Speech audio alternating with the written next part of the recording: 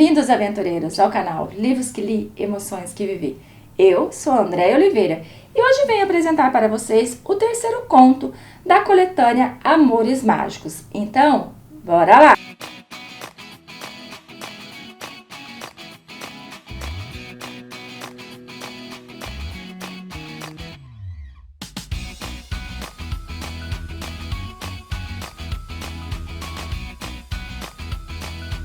Cheguei, aventureiros, com mais uma dica de leitura aqui nesse canal. Lembrando, deixarei o nome de mais algumas escritas, a qual dedico o vídeo de hoje.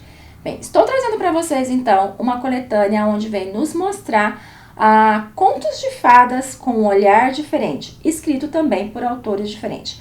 Eu trouxe para vocês o primeiro, que foi Chapeuzinho Vermelho, que é Selena, aprisionada ao lobo. Depois eu trouxe Sono Profundo, que vem contar a história da nossa Bela Adormecida. E agora eu trago para vocês, então, o terceiro conto, que é Como Se Fosse Cinderela.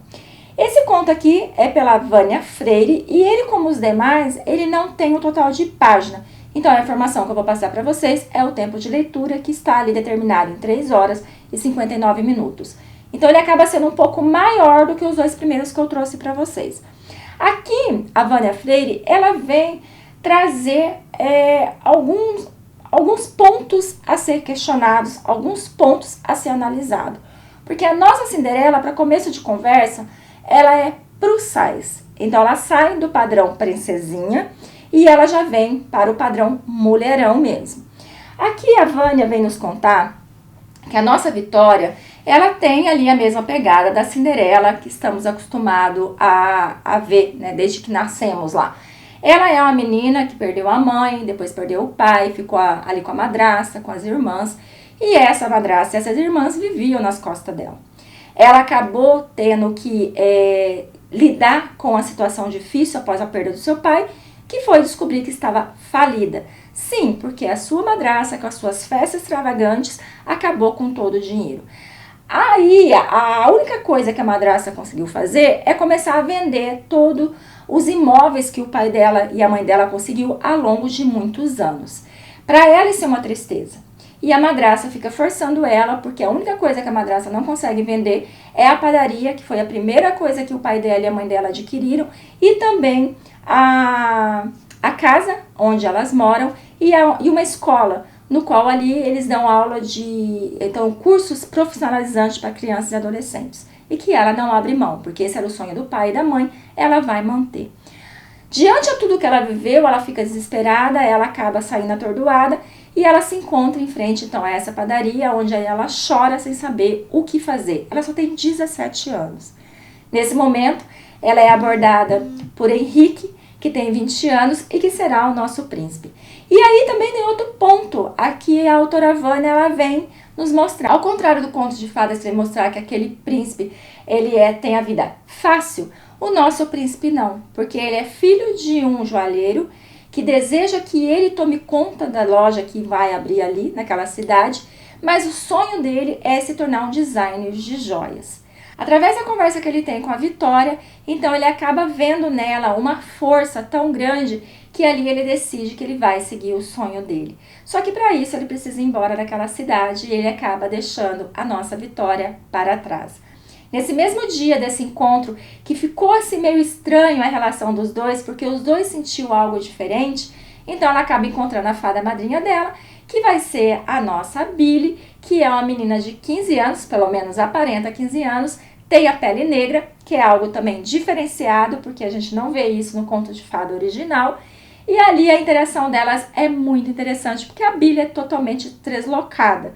E ela tem muitos momentos divertidos com a Vitória. A Vitória tem muito chilique até conseguir entender que aquela menina está ali para ajudar ela e que não vai arredar o pé até isso acontecer. E é a Billy que acaba abrindo os olhos dela, dizendo: vamos fazer o seguinte, você vai abrir a padaria que era do seu pai, mas não como padaria, e sim como confeitaria, porque é isso que você faz muito bem.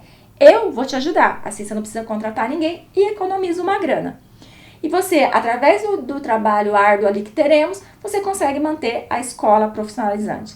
Ela vê que não tem outra saída e ela aceita. Passa-se 9 anos Então, durante os 9 anos, ela vai construindo a vida dela ali, ela vai tendo que aguentar a madrasta e as filhas da madrasta que não trabalham, sugando ela de toda forma, e além de tudo, ela tem que cuidar da casa, já que a situação financeira é tão apertada que os empregados que tinham lá não puderam ficar, ela não pôde pagar, e ela acaba tendo que dupla jornada de trabalho, né? Na confeitaria e também em sua casa. Depois de 9 anos, no qual ela tá bem, ela já construiu ali a sua marca, ela já tem ali os seus clientes, o nosso Henrique retorna. Ele retorna, gente, porque ele ficou apaixonado por ela, porque ele quer ficar perto dela e quem sabe conquistar ela. Mas ele vem de uma forma que deixa a nossa pequena fadinha meia intrigada, porque na mente dela, ele é o príncipe da vitória. Mas, em uma conversa que os dois têm, ele deixa transparecer que ele não tem certeza do que ele sente pela Vitória. E nisso, a nossa fadinha, ela começa a pensar. E ela, deslocada do jeito que é, ela começa ali um jogo de ciúmes. No qual ela diz, bom, se você não sabe muito bem, então você não merece a minha Vi, que ela chama Vitória de Vi. Então eu vou ajudar ela com o contador, porque o contador gosta dela, ele sabe o que quer. E é claro que o nosso Henrique fica enciumado. Outra coisa que a autora também vem pontuar, que é essa situação, que a nossa Cinderela, ela quer ser amada? Quer, mas ela não quer nenhum homem ali do lado dela, bancando o herói. Ela não quer nenhum homem do lado dela que resolva os seus problemas. E por isso ela acaba afastando muito o Henrique. Ele percebe que ela sente a mesma coisa por ele, mas ele acaba indo com cuidado. E ele demora para perceber exatamente isso, que ela não está fugindo dele, que simplesmente ela precisa resolver vários problemas, que é o que ela diz para ele. Eu preciso resolver meus problemas sozinha. Eu não quero que ninguém venha resolver para mim. Eu não quero que ninguém tenha esse fardo junto comigo. E sem contar que na cabeça dela ele vai embora, então ela não quer ali só um romance passageiro. Acontece muita coisa entre os dois, é muito interessante a interação dos dois, é muito legal ver como a nossa fadinha Billy, ela se intromete entre os dois, ela ajuda. Chega o dia do baile, no qual ela fica ali trabalhando arduamente porque ela foi contratada para fazer todos os doces, os bolos e organizar tudo. E quando ela tá já para sair, porque ela tá tão cansada, que ela fala, vou embora tomar um banho e dormir, porque eu não aguento mais, ela se vira e dá de cara com o Henrique, que fica admirando tudo o que ela fez, como também fica admirando ela. Porque, gente, ele é aquele um que chega junto, entendeu? Ele já tá naquela fase que ele chega, ele toca o rosto dela, ele põe a mão na cintura dela, ele chega ela um pouquinho mais, ele fala no ouvido, ele tem um fetiche de ombro, porque sempre que tá perto dela, ele sempre dá um beijo no ombro dela. Gente, é muito lindo o jeitinho que ele vai se aproximando dela. Isso mexe com ela. Mexe com ele também, e ele percebe que mexe com ela. Mas mesmo assim, ela é redutível, né? Ela bate o pezinho dela e ela fica colocando essa barreira entre os dois. E quando ele fala que vai levar ela pra casa pra ela se arrumar e voltar, ela fala, eu não vou voltar. Eu tô cansada, eu preciso dormir. Ele, não.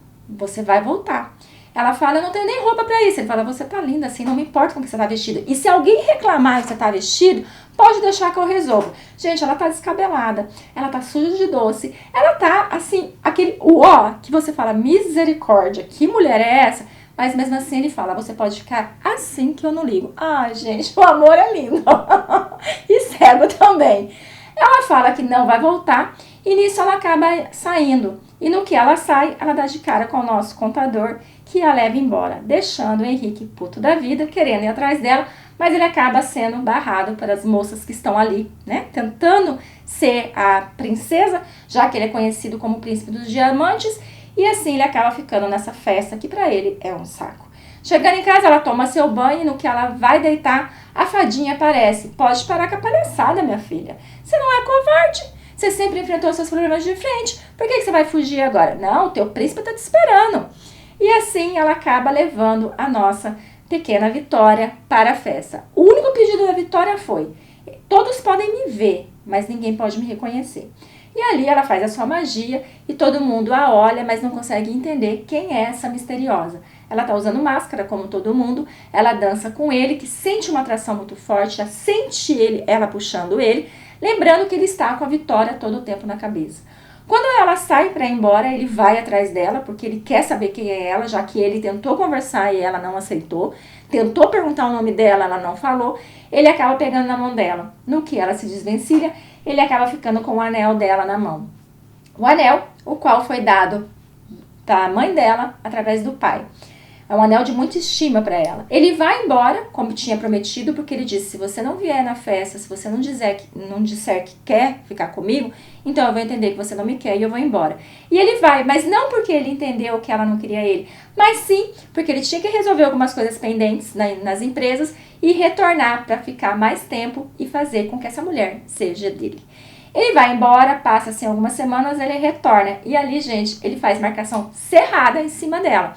Ele, toda vez que fala sobre o anel, que ele quer descobrir quem é a mulher, ela fica nervosa e ele percebe como ela tá nervosa e ele fica dando aquele sorrisinho de te peguei. Aí outro ponto que a autora vem colocar é que mesmo ela estando apaixonada pelo Henrique, mesmo ele estando apaixonada por ela não abre mão de fazer o curso que ela sempre sonhou, que é na França, de fazer um curso de confeitaria. E ela diz que mesmo gostando dele, ela não pode abrir mão desse sonho. Então, quer dizer, ela é uma menina que, mesmo ela querendo viver um grande amor, mesmo ela estando muito apaixonada, ela não abre mão do que ela sonhou para ela, do que ela planejou para ela. Só que ele acaba dizendo que vai dar certo, que ele vai saber esperar, que não tem problema nenhum. Então eu vou deixar vocês com mais esse conto, lembrando que, se eu não me engano, tem mais 2. Assim que eu ler, eu trago para vocês também.